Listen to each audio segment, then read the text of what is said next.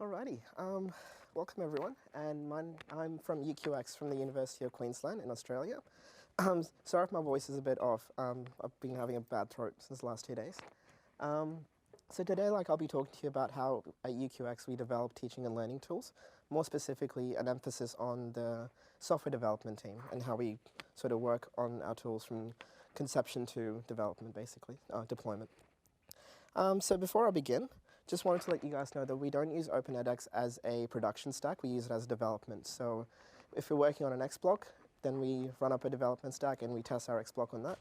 But so far, we're not really working on X blocks at the moment, so most of our attentions are actually on the edX platform itself and developing courses and content for that.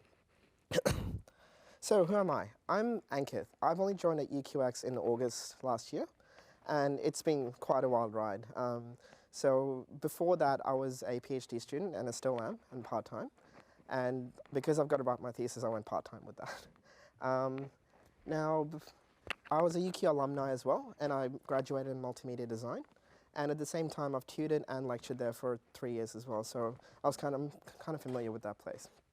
And before I started that, my PhD research is about how to use natural interaction for emergency response. So my background is in interaction design and developing things that are usable, friendly, and enjoyable. And the team that I'm working with is amazing. And these are just some of them. You might have met John Zornig last year when he was at OpenEdX conference as well. Now, he presented the MOOCs platform, which I'll show you in a minute. But the team consists of 2 project managers headed by Stella Wynn. And all of this information is on our website as well, uqx.uq.edu.au.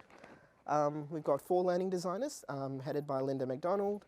We have 3 media persons heading by Matthew Peterson, and the development team consists of 3 people, including myself, and the development team's headed by Anisha Vicaria. So last time John was here, he might have mentioned this, or he gave a talk on the MOOCs platform. And this is our internal insights, basically. This is where we ingest data that's coming from edX, and we put it into our own databases and our own servers, and we have our own API that's around it as well. And so if you go to, I'm not sure if you guys will have access, but anyone with the UQ login can have a look at it. And if you want to have a look at the data, you just have to email us, and we'll see if we can get you in. And so, what have we been up to? So since John was here last time, we've been quite busy. And what I mean by that is we have 7 new MOOCs that came in up until now, and we have 7 more in production. And so courses like IELTS, philosophy, disabilities, ABLE series is out as well. And also, we're really proud to announce that basically at IELTSX we have about 190,000 students that have enrolled total so far.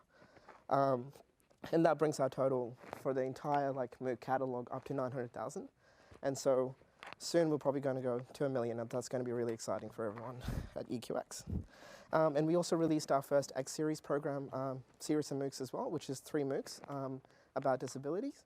And that's received quite a bit of attention, and it's really amazing to work with the team as well. And we have another X Series in plan as well, which is psychology, and we're hoping to use that on campus as well. So, coming up, I'm going to talk to you about the UQX design methodology when it comes to overall designing a course from the idea up to when we release it, as well as just the software development methodology as well. So not just the UQX methodology, but how we develop tools in the software development team. And at the same time, go through what we used to work with in terms of workflow, and what our current process is as well right now. And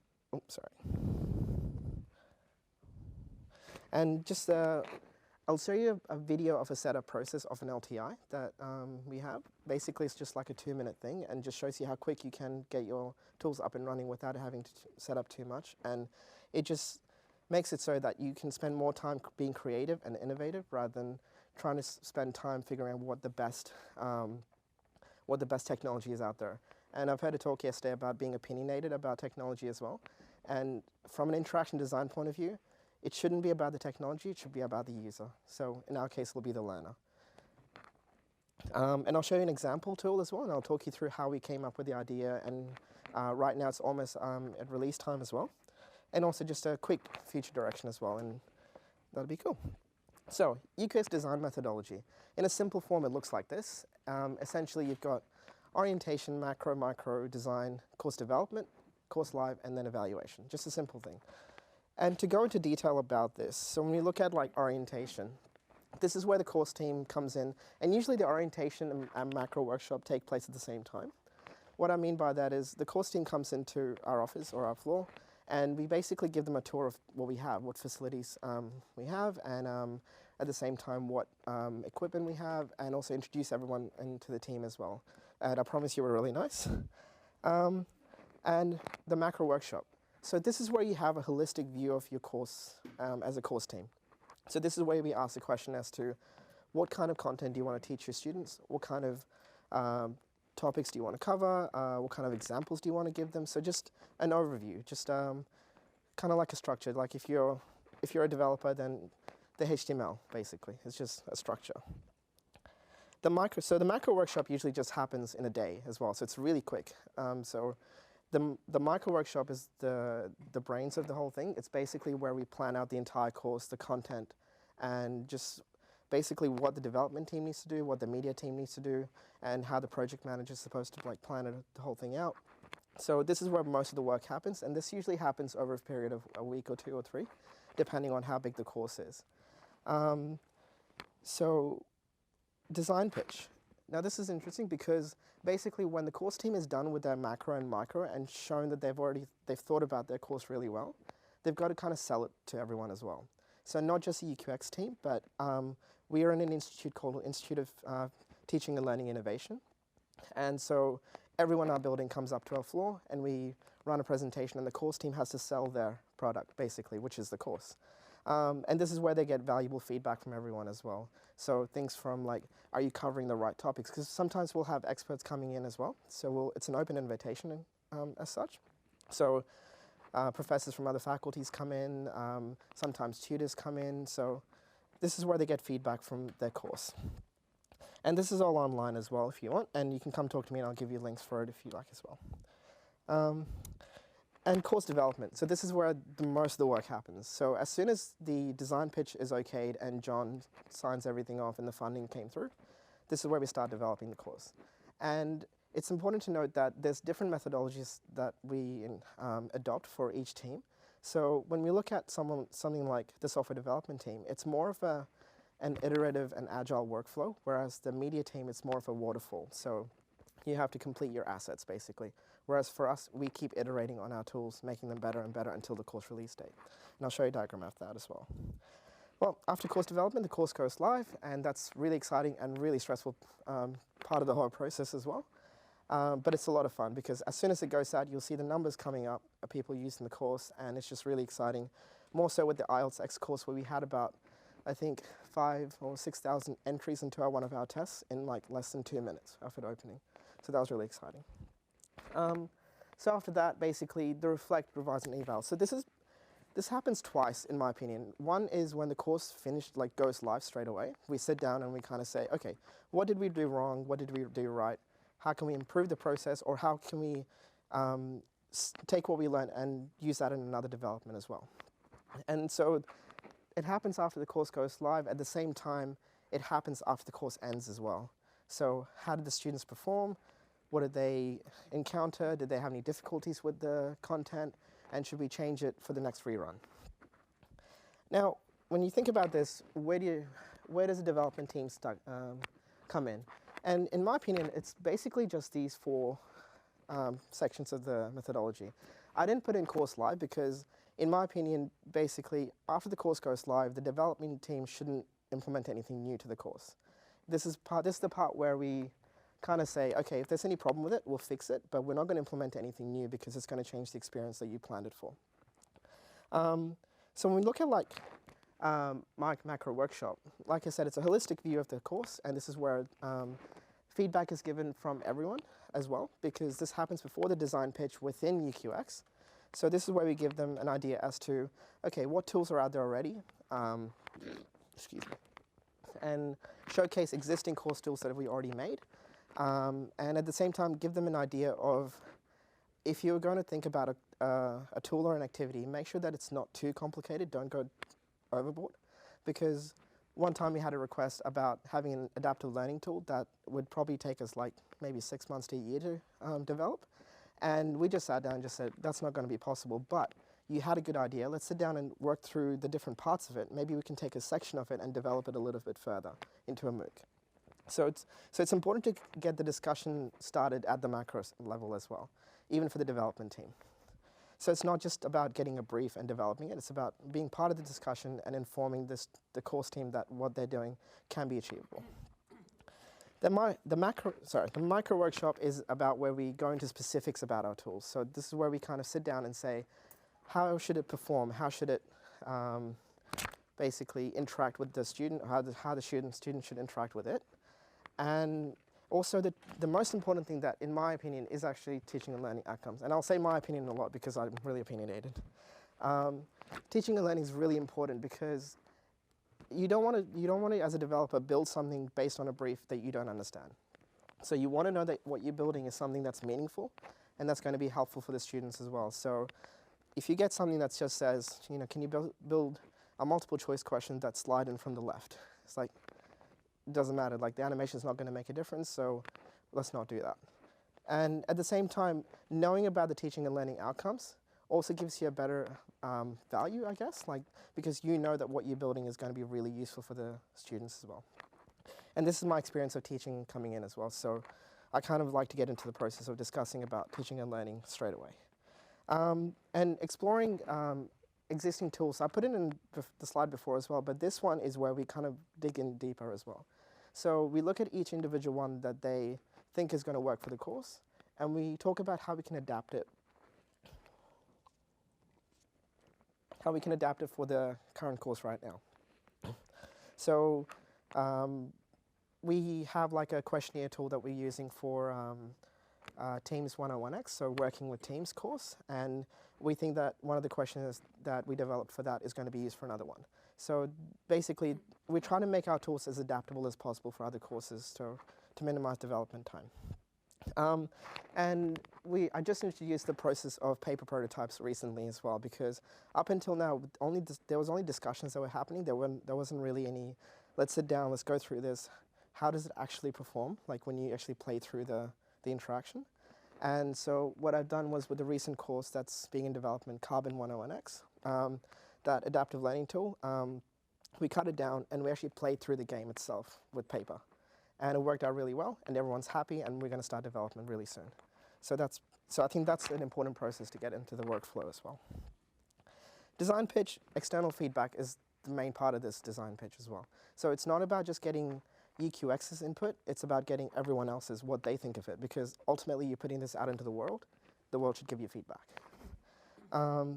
And after the design pitch, EQX team internally has a discussion as to how well the course team has performed. And we put together like a discussion format with the course team, just saying, you've presented this. Some people are concerned about this, but some people are really happy with this. Let's focus on these parts. So this is more about feedback and just adjusting the micro design. And course development is, of course, where we develop the course itself. And like I said before, the iterative workflows for the development team. So this presentation is mainly about that. And this is where before we start developing is when we kind of go and explore new technologies. But I said don't explore new technologies, but go and see what's out there first, and see how much time it's going to take you to implement that process. If it's going to take you a week, just do it. And if it's good, do it. If it's going to take you a month or two to implement the process, you're wasting your time. Maybe do it for a next course. So just important basically to plan it out correctly. And so this is the design methodology for the development team. So like I said, it's a mixture of iterative and agile from the way that I see it, is that, and it's not strictly just 3 iterations. It can keep going on until we get the right product. And so the course team comes to us with a brief or with requirements. We develop something, we send them back. And usually the first one is about the basic functionality, the look and feel, and also the content generation. The second iteration, if it goes really well, is the full functionality activity. So this is where all the feedback that we get from this, we implement it into that, and we develop new features and make sure that the interaction's working really well, and not necessarily with the UI. So we kind of leave the UI to the last because we want to get the brick and mortar working first, really. And we test it on edX at this point. But before, what we used to do is test it directly on edX straight away. The problem that we had with that is basically the amount of time it takes for it to refresh, the amount of time it takes for it to just show us that we did something right. And if all goes well, iteration 3 would usually be the deployment stage. This is where we fix the bugs from iteration 1 and 2 and just get a lot of feedback from course team members as well as internal UQX team. And just basically this is the point where we deploy the activity. So there's usually two kind of requests that come in to us. One is, can you build a highly customized activity as well? That's not included in edX. Or another request is, can you modify something that already exists in edX? So an example of this one here is a world map tool. And right now what we're using it for is as an introduction tool for the students. So the student comes into the course, and basically they put in their name, location, and just a short response intro about themselves. And once they go submit, we plot them on a map, on Google Maps. And so as a learner and as a course team as well, when you come into your course, you can see thousands of students from worldwide introducing themselves, and it's pretty cool actually. So that's highly customized. So this is where we kind of build LTIs with. Modifying existing. So this is the point where the course team might come to us and say, hey, you've got a multiple choice question. Can you hide all the other questions and reveal them one by one as they're doing it? So this is where we go in and modify the generated edX code. And so when we look at the highly customized activity, so the LTI part, cool. The technology we use is very simple. It's just HTML, JavaScript, jQuery, and funnels and all that. We try to keep it as simple as possible. We don't want to implement too much unless it's necessary. And the nice thing is, if you have a small application, this is what you'll have basically, just HTML, JavaScript, and PHP file for the server side linking up with edX LTI tool, LTI component. But there's a problem though, because if you don't manage that code properly, if you don't put in the right process, there's going to be a little bit of a problem. You're going to end up with a lot of this stuff. And basically what's going to happen is that your HTML or the user is going to request all those JavaScript files from the server. And those are requests going to your server, which means if you have thousands of students in your course, it's going to really slow it down. And it's not going to be a really good user experience when it comes to a new student coming into the course, loading something, and it's just sitting there with a blank screen. So important to note that you need to plan this out really well. And I'll talk about the current workflow that we have for it. So like I said, it burns out the server, and it slows things down incredibly for all the students, and it's really hard to maintain. So once you start building a really big application, then fixing bugs, fixing codes, if you're used to it, it's okay. But if you're giving it to a new developer that just came into the team, they're going to find it really hard. So not a good way to start things. Oh. Sorry. And also as well with the JavaScript files, you need to be able to make sure that you're in the right order as well. So if you don't load jQuery before the stuff that's using it, it's going to crash. So it's all a bit silly, in my opinion. But when we look at the modify existing edX components, so this is where the stuff is already included in edX platform. But then you have this huge platform that we are trying to modify. And usually there's three ways that we do it. One is putting in a raw HTML component at the bottom of our other components and just modifying the selectors. Or if the course team wants us to modify the multiple choice problem types, then we put JavaScript within the XBlock itself.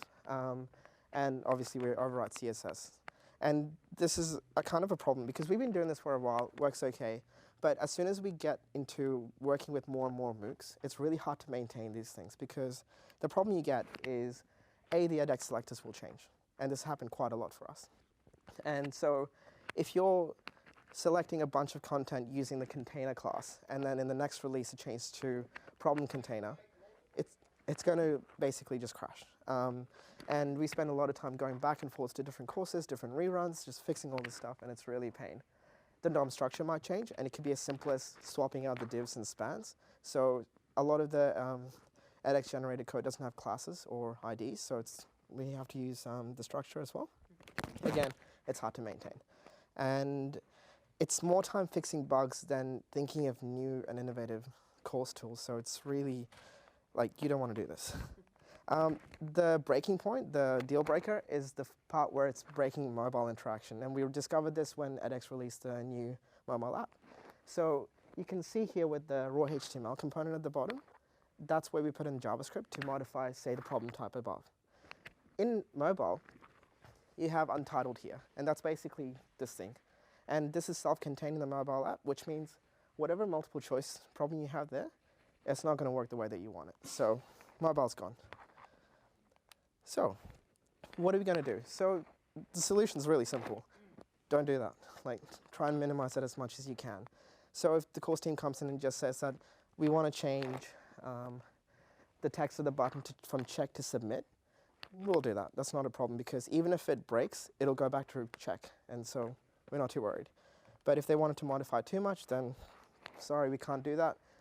Try and think of a better way to sort of organize your content. So focusing on the customized tool basically now. And the important part that you should know is that you have complete control over it. So if you want to try anything new, innovate, if you want to come up with a completely cool interaction, go for it. You're not limited by the platform, because it's your server, it's your tools. And this is the current workflow that we have right now.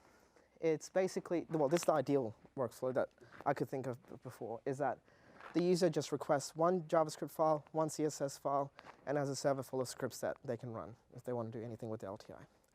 And we should be able to update the libraries as quickly as possible, and as well have all of these JavaScript files that we have, use just the same versions rather than different versions. And you don't have to worry about which library to load first. You just say, this is the library that I'm using, and these are my files. So what is the solution for this? So how do we implement this? Well, that's NPM. So this is where we use Node Package Manager. It's simple, it works, and as long as it works for me, I don't really need to explore any other options, because like, it's good. So we define like whatever libraries or whatever packages we need, and I just go npm install, and it installs all for me. And I can give it to another developer, and they can go back into almost the same environment. What about the JavaScript? Well, that's Browserify. So you can Google this and have a play with it, but basically what it does is that it links up all the JavaScript files into one concatenated file, and then we minify it, and then that's what we use for production. Because A, it reduces the file size to maybe from like 3 megabytes to 80 kilobytes, and it's only one request to go into the server for the file. What about the CSS? Well, Sass is what we use now, because CSS can get really complicated sometimes, and you want to kind of stick to like variables, etc. So this is where Sass really came in useful. The thing about all this stuff is that it all needs compiling. So as a developer, if you write code, you need to compile it, you got to wait for it, and then you refresh your browser, you'll see it there. That's a bit of a gap, and then compared to the previous workflow where we edit it on the fly. So how do we solve this? Well, grunt or gulp. If some of you might have heard of it. Basically, they're just task runners. They run in the background. Anytime you change your file, they update basically your code base. And the nice thing is you can ask them to refresh your browser as you save as well. So I'll show you a quick video of the Lti Baseplate that we have now. Not sure if you can read it, but essentially we have a GitHub page, and all of our stuff is open source. And we make them private as soon as they're ready to be used. So when we look at this, you can go to Lti base PHP.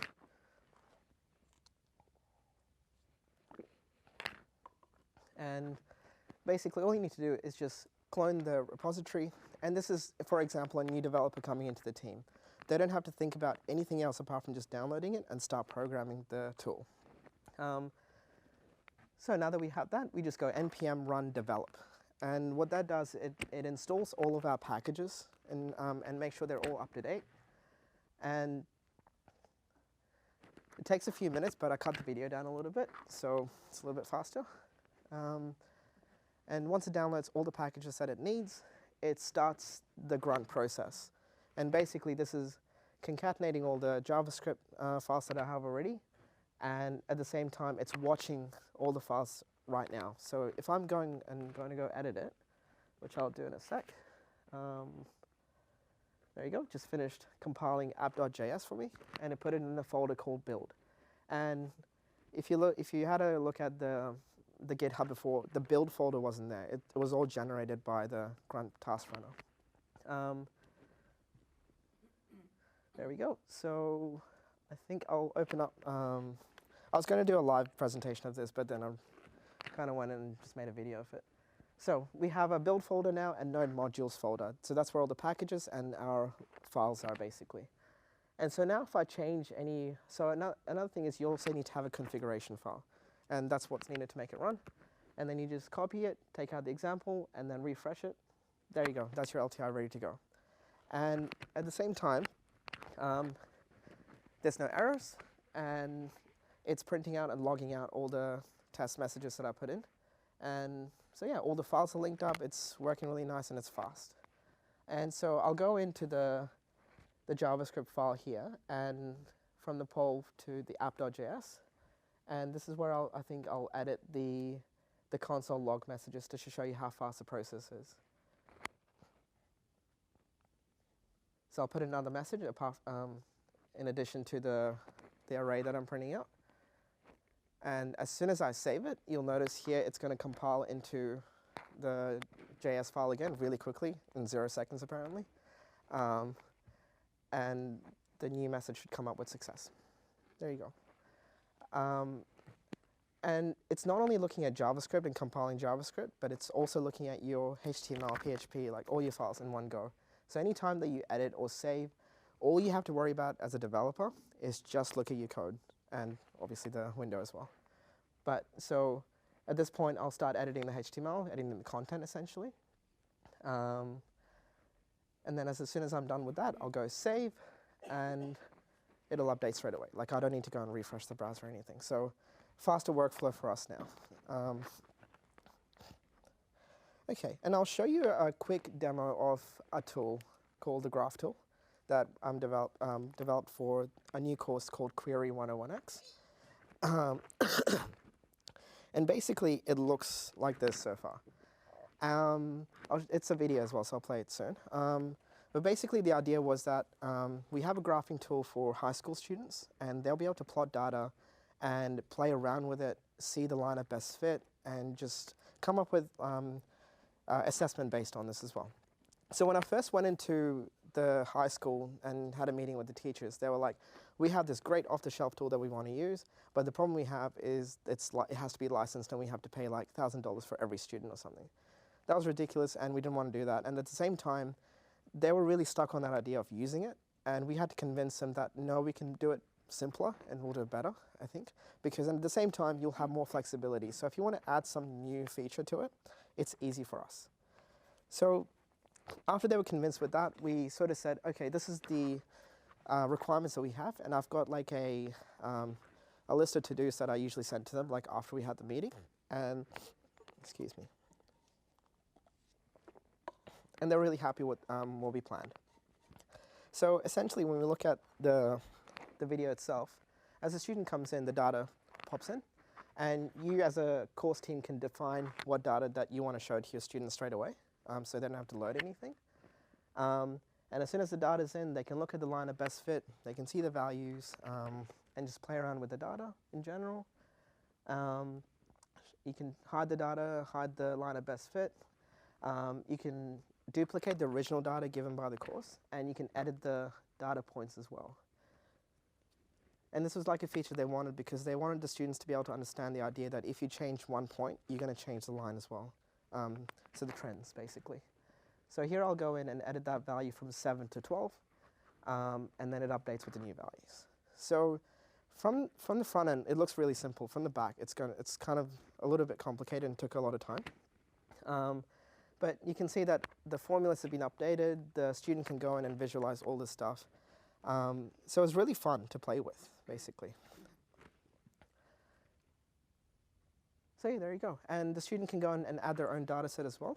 We had upload functionality there as well, but we removed it because we didn't want the student to just enter in random data.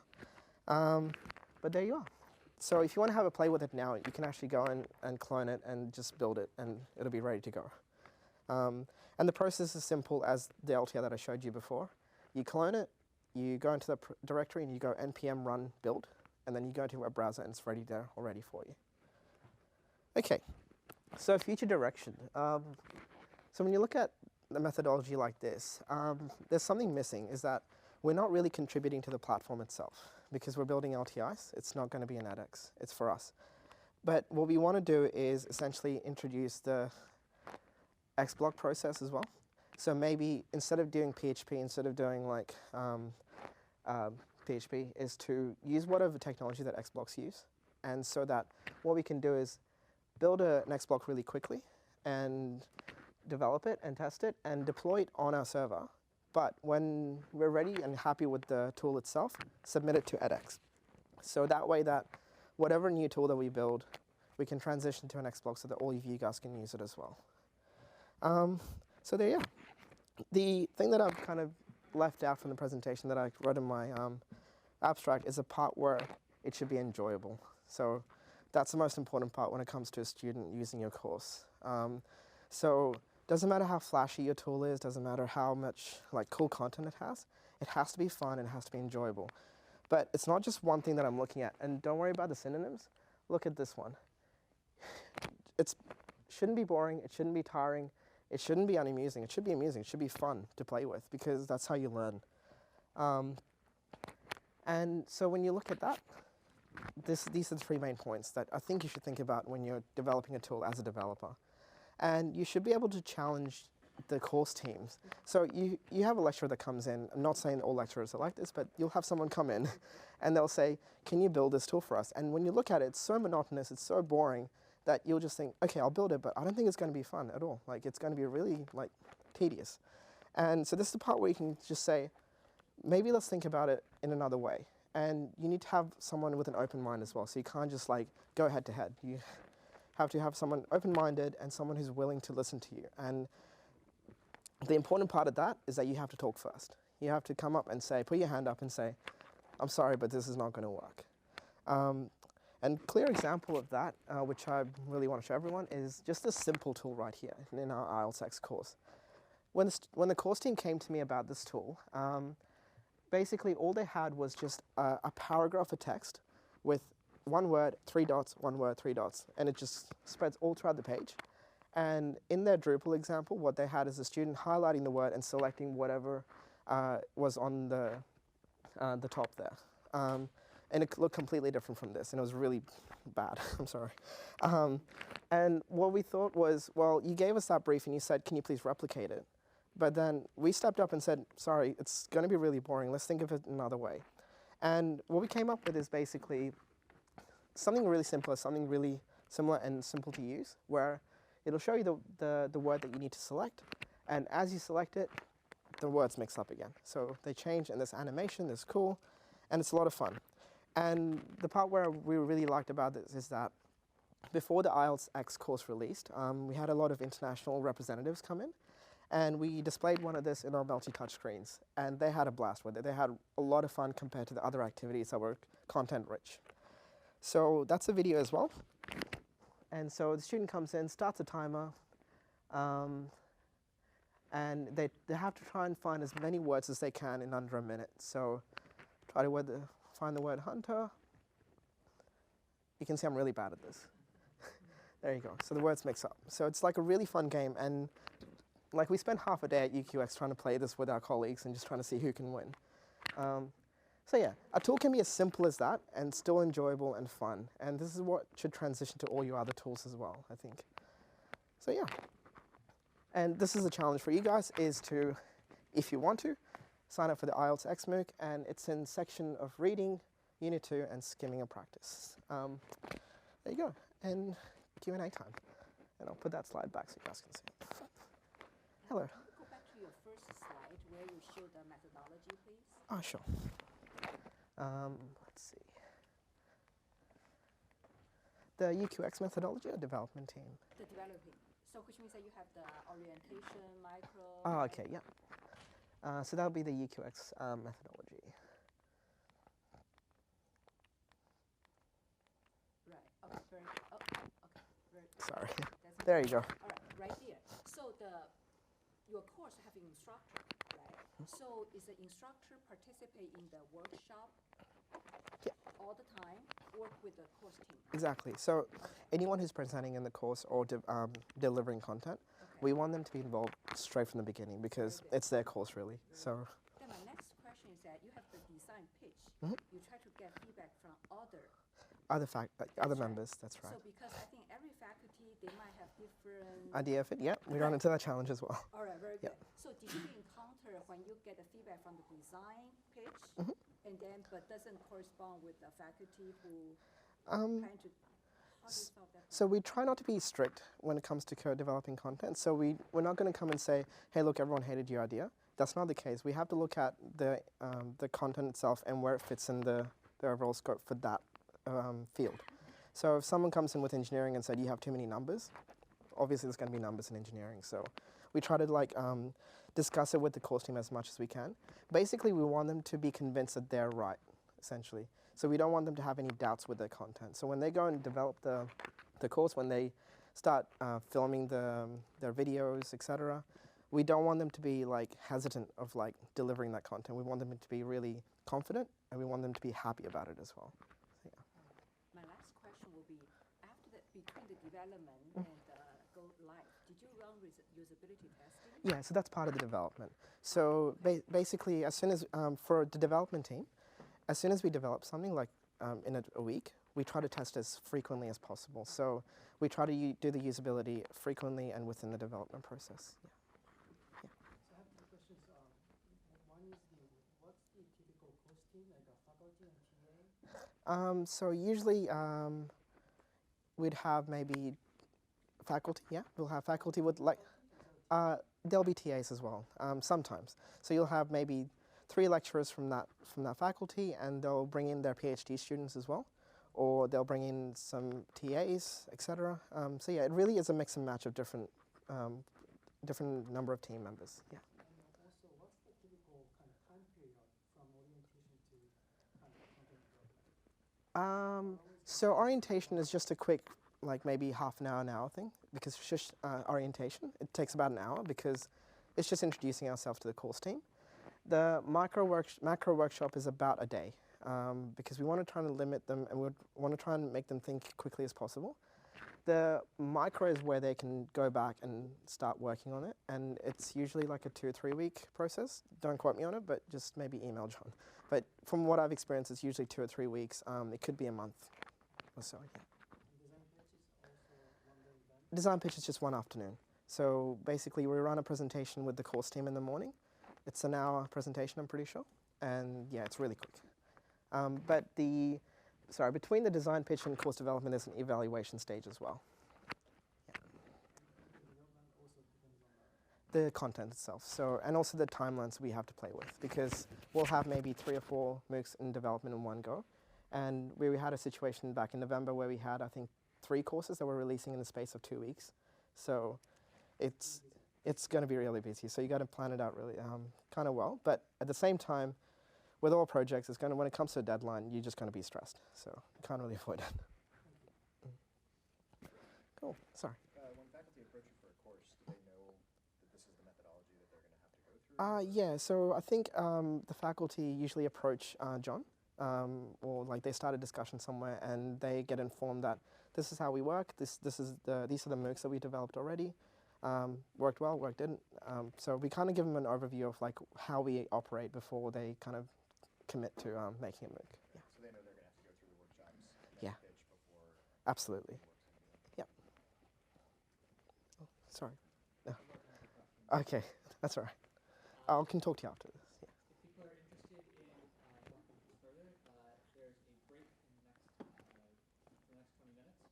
You guys could organize a